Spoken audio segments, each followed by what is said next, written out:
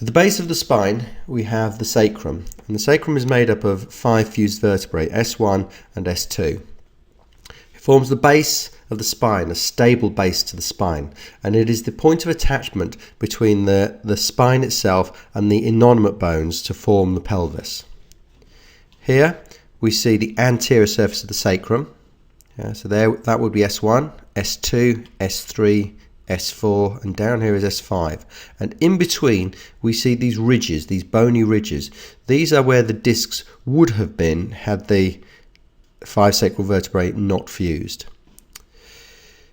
These processes here, this section of the spine here, are these are known as the alar of the sacrum, the alar of the sacrum, and they are formed by the fusion of the transverse processes and the costal element of the sacral vertebrae. So they form one lateral bony mass here and a lateral bony mass there, and it's on the lateral aspect of the 2 alar that we see this articular surface here known as the auricular surface. The sacrum can be palpated. The central portion of the sacrum, where the original spinous processes would have been, again, these are fused into a central ridge. This section here, this can be palpated at the base of the spine, coming down between the crease between the buttocks.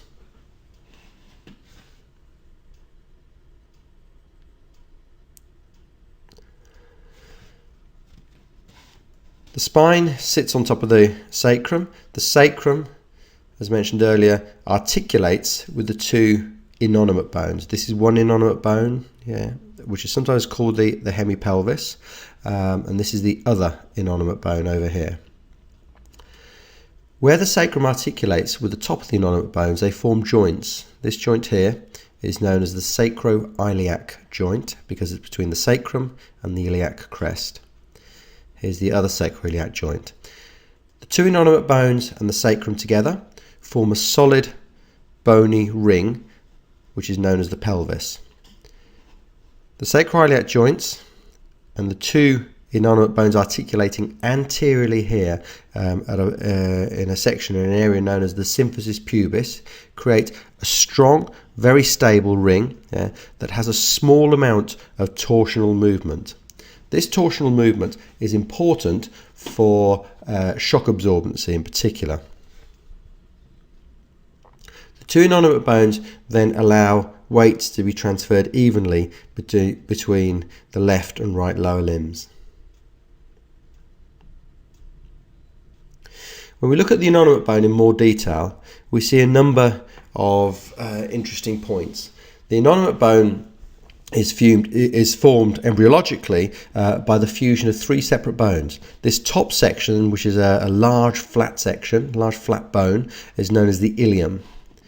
Anteriorly, we have this slightly smaller section. This is known as the pubis, and the pubis can be palpated anteriorly. Posteriorly, we have this large mass of bone here, known as the ischium, and the ischium is it can also be palpated in the buttock. It's deep in the buttock. It's the bony segments that we sit on. So when we sit on a hard floor and our backside start to feel a bit sore, it's often because you've got pressure through this section here, the ischial tuberosity. Where these 3 bones fuse, they fuse fairly early on in life. Where they fuse, they form a socket. So this socket here is the socket of the hip bone, and the socket is known as the acetabulum. And the acetabulum, as I said, is contributed to partly by the ilium, this section, partly by the pubis, and partly by the ischium itself. And it forms a very deep socket for a very stable joint, the hip joint, which we shall be looking at later. There are a number of key points to identify on the ilium. Apart from the acetabulum, we have 4 spines on the ilium itself. These are known as the iliac spines. 2 of them are anteriorly. So we have the anterior superior iliac spine over here, the ASIS. Below that, we have the AIIS, the anterior inferior iliac spine. They're called spines because they form these small spinous projections. They're called anterior because they sit anteriorly. This one is superior and this one is inferior, and that's how we differentiate between them. The anterior superior iliac spine is clearly palpable. It sits underneath the skin and it forms the area where we often have the belt of our trousers hanging on. The anterior inferior iliac spine is harder to feel. That's buried underneath muscle, although we can identify approximately where it is. Posteriorly, again, we have two iliac spines. We have the posterior superior iliac spine here, and then the posterior inferior iliac spine. Again, they're called iliac spines because they're spinous processes. One is superior, one is inferior, both are posterior. Spanning between the anterior and posterior superior iliac spine, we have this large crest. And this can be palpated on the lateral aspect of the abdomen at the bottom. This is known as the iliac crest, and it serves as a large area for attachment of the abdominal muscles.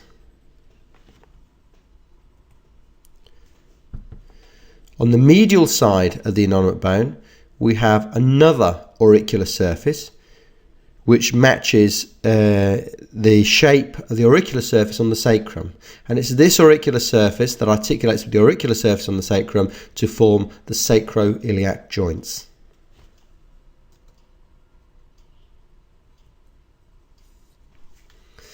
Down here, moving away from the ilium, we come down to the ischium. And there are two notable points on the ischium. There is this sharp projection here, known as the iliac spine. And down here, the ischial spine. And down here, we have a large mass of bone, the ischial tuberosity. And as mentioned earlier, this is the area that when we sit down, this is the area that weight bears on the surface that we're sitting on.